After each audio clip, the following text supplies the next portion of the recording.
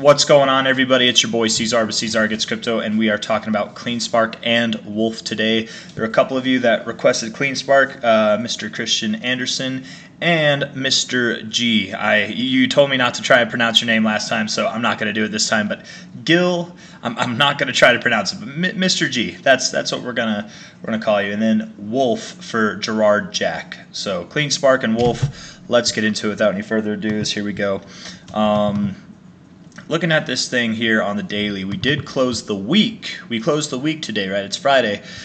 For some of you, it might be Saturday now, but you know, for me, it's still Friday. Technically, it's 8:40 where I'm at night. We're below the 50. We closed below the 50. Generally speaking, the statistics, the odds, in my experience, okay, whenever you come from the overbought zone in the RSI to a closing level below the 50. Unless you get it like right back up the next day, which I'm not so convinced that we will. But whenever you see this, you're statistically very likely to go into the oversold zone, if not at least like bounce off of it, something like that. Let's see if we can find anything that kind of validates that, right? So here, overbought, and sorry.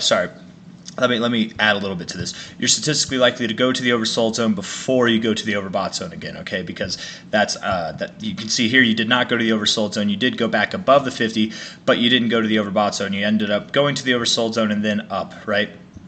Here you weren't overbought and you did go below the 50, so the rule doesn't really apply there.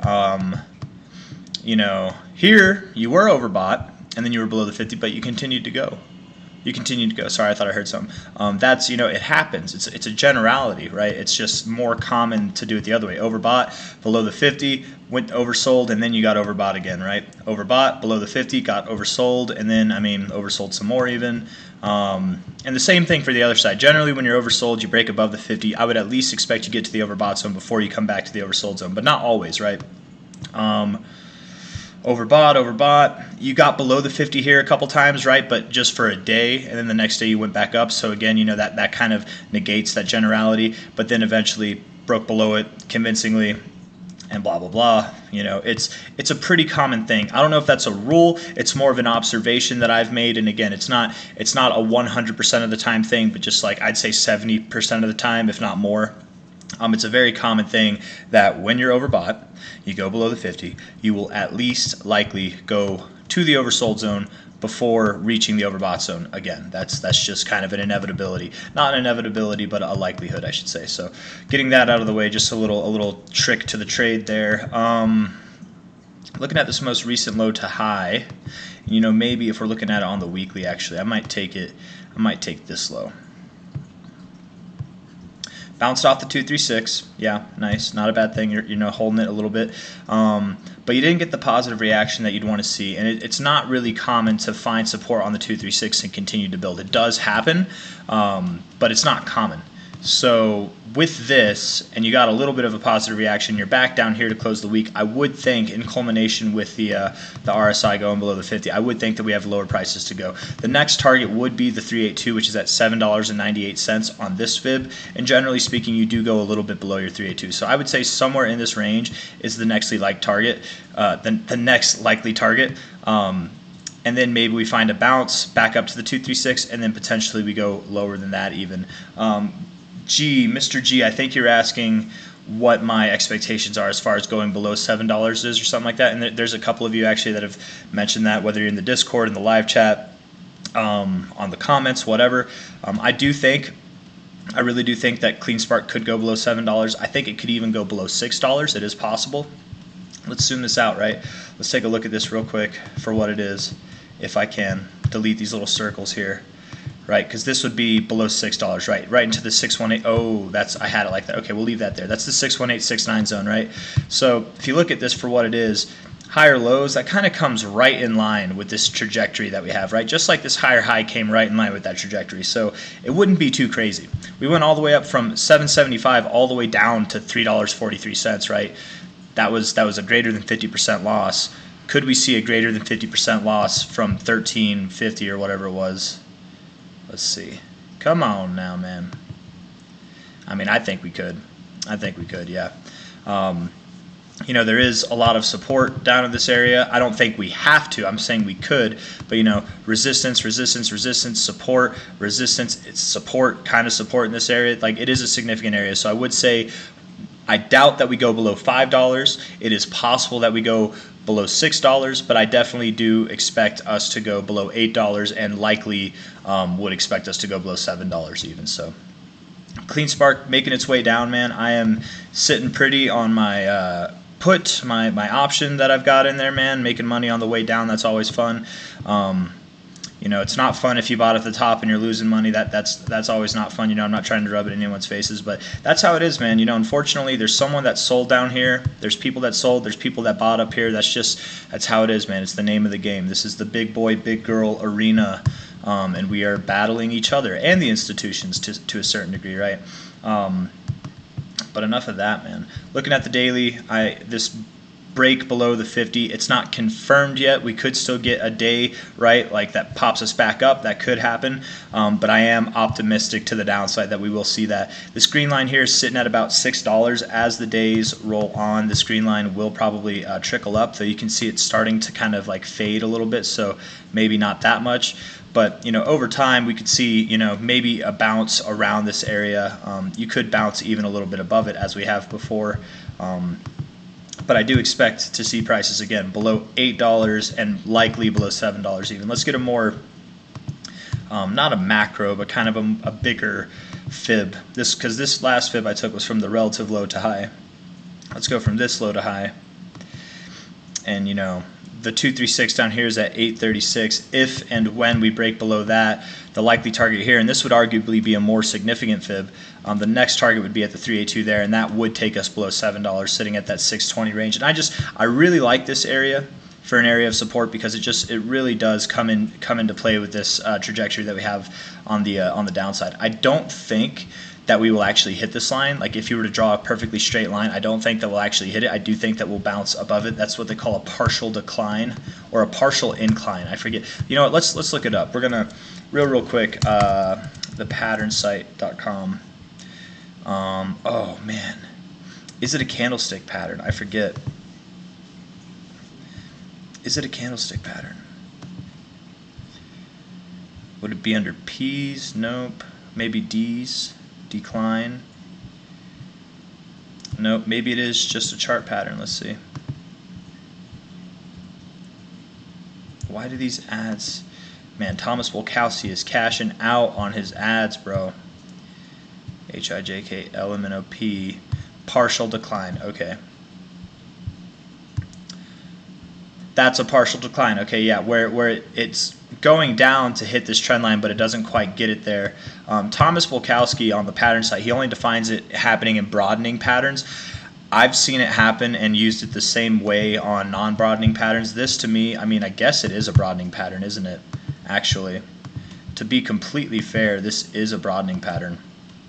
So, I mean, it works right there. But you see, you had a partial rise, didn't quite touch that line. I think we're going to get a partial decline where we come down, we find support not on that line, but still roughly in this like trajectory is all I'm trying to say. So below $7, I do think that we're on our way there, at least below $8. There is some support right here in this like 760 to 680 area, 660 area, with this previous area of resistance, previous area of support, previous areas of support there, resistance there, kind of a horizontal line there. And pairing that with the weekly green line down here, the daily green line as it comes up, there's probably going to be enough support down there, but it's probably going to take time. I doubt that it takes a week. I doubt that it takes 2 weeks. It'll probably be after January before we see those prices.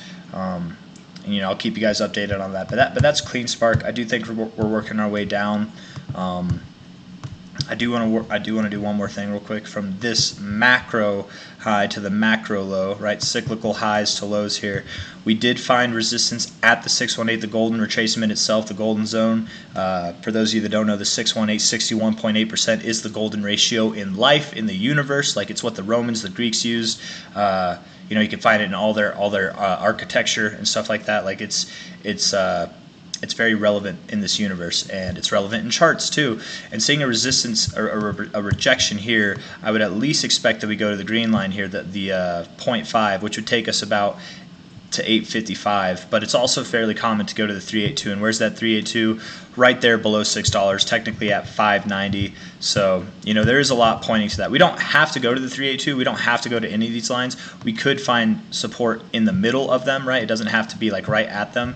But just to be aware of that, this kind of behavior where you reject off the 618 and you come back to the 382, it's very common. Where you come back to the 0.5 even, that's common enough as well. But just with how this chart looks, I would think you do go back to the 382. But maybe we do find support in this 861 area. It is possible. But that is Clean Spark. Let's move on to Wolf. Down for now on Clean Spark. Not Wolf USD, my bad. Wolf, TerraWolf. So I've already got a fib drawn on here. I didn't know I did, but from low to high here, you bounced off your 61869 zone, broke above your 382. That's good for continuation, right? Like you're probably going to go higher than this high with that. You are at your 382 level.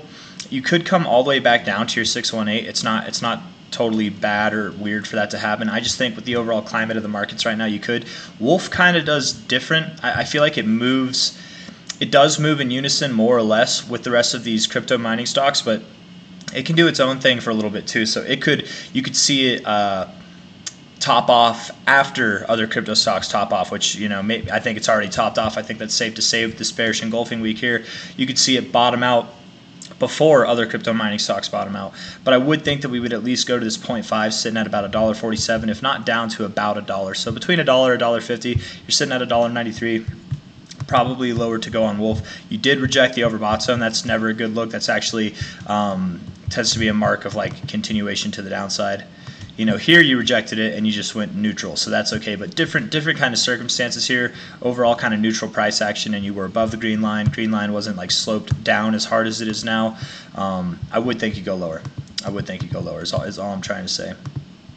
Daily here, overbought, close below the 50, probably get oversold before you see some more movements to the upside. I wonder too, man. I want to throw this on there real quick. Relative strength index. Some people like they don't know, but like this to me, it's all personal preferences, right? But to me, the simple RSI look is way better than this. This is just like, it's too much, man. I don't need it. I don't think anybody needs it. Like, what's the point of all this stuff? Let me see here real quick. I don't need a Bollinger Band on my RSI, man. I don't want it. I'm just gonna unclick all of these little insignificant things. Where? There it is. Okay, cool. And I want to put this on the 123.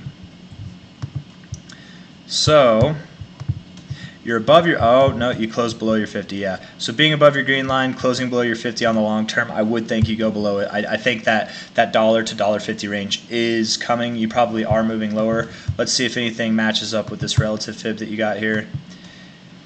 $1.45, pretty damn close to $1.50 right there at the 618. You could go a little bit below $1.50, it's possible. Again, kind of like Clean Spark, you didn't get that positive reaction off the 382 that you were looking for. You bounced, you hit your 236. Very common maneuver this right here whenever you see a move down to your 618. So you probably do go a little bit below $1.50, but I doubt you go below $1.30. Yeah, I would very much bet that you hold this previous area of support here and support here, a little bit of resistance right here even, and support here. I bet you hold that as like a last resort, but I don't even know if you go down there. I would think look for that like $1.40, $1.50 area. That's probably where you're going. Yeah, for Wolf. And then honestly, again, back to like the beginning of this thing where we had this fib on it, right? From top to bottom. I think it was this fib. No, it wasn't. What fib was it? Why can't I remember? Was it this fib? It was on, because I was on the weekly, that's why, right? This look right here, it does look productive. It really does look productive. So I would think that you're going to see an extension of this move, which would take you to $6, $10.28, potentially higher than that. But first you're going to find a higher low, and then you're going to make your higher high, which will probably be somewhere in this range, is my thoughts. But for now, down. For now, down. This bearish engulfing week is not a good look, right? Especially after this candle here, rejecting off the overbought zone. Yeah. Yep. So down for Wolf, down for Clean Spark. Not a bad thing. You know, man, I want to end this video real quick with a little bit of I don't know, someone mocked me. I'm gonna mock them. I don't even remember their name, man. I'm not really gonna mock them, but I was going through the comments to see if I could like figure it out, figure out who they were, like their name, because I couldn't find it last time. But somebody, when I was making a video on, I think it was like the 27th or the 24th of December, or maybe it was earlier than that, I forget. It was like a Clean Spark and Marathon video, I think, that I made. I was talking about how it might not be a good idea to buy. It was, let's see, Clean Spark was at like this. I think it was this, no. I think it was this day. It might have been this day here, or this day. No, it was this day. It was on the 18th of December. It was that day. Because it was, I remember the price was 1084. That's where it closed, was 1084. So he was saying that he thinks Clean Spark's going to 100. I think Clean Spark's going to 100 too, and he was like, it's so dumb. Why would you tell someone to not buy? It's at 1084. It's going to go to 100. Like, who cares? This is dirt cheap. And I made a video talking about, in response to that, I was like, well, is it so dumb? Because let's say it does go to 100, and I think Clean Spark's going to go a lot higher. But he called me dumb, guys. And dumb, and we have the same price targets. I actually have higher price targets than he does, but he called me dumb for saying don't buy here. Okay, 823%. That's a 9.2x in overall growth, okay?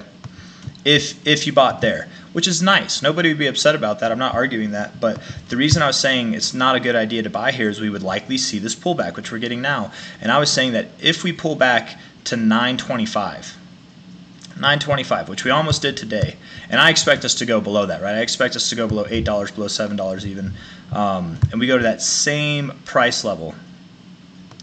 The difference is an 823% growth versus a 998, versus a 9.2x versus essentially an 11x. Like, it's not dumb, man. It's not dumb to say be patient, right? Like, you might have felt smart if you bought here and it went up, but you're probably not feeling as smart now, saying, oh wow, I could have bought it 60 cents lower. It's probably going down lower. I could have bought it even lower. But I went back to talk a little smack in the comments, and he deleted his comment, I guess. I don't delete anybody's comments. I want you guys to know that. I don't delete any comments on here. I don't care if you're talking smack or not. I'll talk smack back. I don't care. I don't take it personal, but I will participate.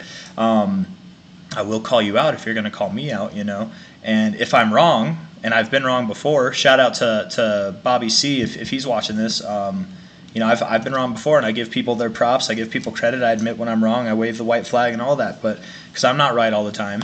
But it's kind of annoying or maybe pathetic to call me dumb, and then when I'm proven right, to just delete your comment and be nowhere to be found. So whoever you are, if you are watching this, I don't expect anything from you, but it's a real class act move, man. Real class act move. But enough of me calling people out. I hope everybody liked the video. If you did like the video, hit that thumbs up, subscribe to see more. I think we're going down, guys. I think we're going down. That's all I got to say. So both really good investments, though. I genuinely, for Clean Spark at least, I do expect to see prices go all the way to like $300, guys. Like, genuinely. This cycle. Oh, that's not the one. I'm sorry. That would put us at $600. Wouldn't that be nice? Going from the last top here to the most relative low on a macro scale, $100 at the 1272, $300 at the 1618. I do think we're going to see that. I think we're going to break new all-time highs and see $300 in this cycle. I really do. Here we are sitting at 1021, and I get it. It's not a bad time to buy here, right? It's really not a bad time to buy here. But again, the difference being if you bought relatively in this area and it goes up there, that's a 31x. Great gains, nothing to be ashamed of. But if it does happen to go all the way down to $6.32 and it goes to that same $300 area, you go from a 30x, 31x to a 47x. It's a huge difference, man. It's a huge difference. It's not dumb to be patient, guys. It's not dumb to wait for lower prices. And it's also not dumb to DCA. Nothing wrong with buying here, right? Still decent gains, even if we turn around at $100, still decent gains. But don't throw the whole bag in right here. That's all I'm trying to say. So take care, hit that like button, subscribe if you want to see more. I'll see you on the next one. Bye-bye.